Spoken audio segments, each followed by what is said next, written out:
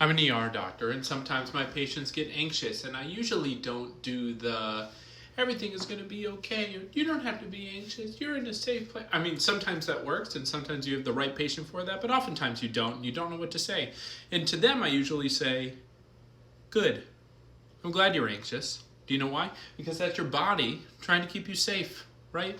Our body has a fight or flight reaction because we've evolved for a long time because our body thinks we're running from bears.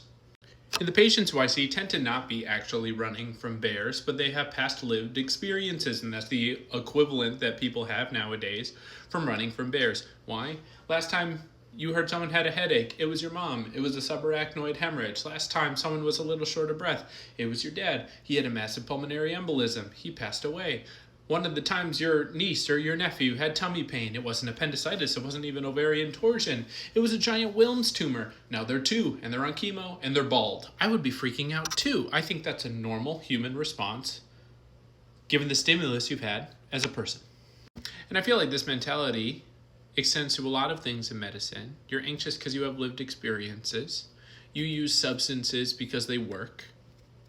And of course, I'm not condoning people to abuse substances to escape from their life, but I think it's ignorant of medical professionals to say, hey, drugs, don't do that.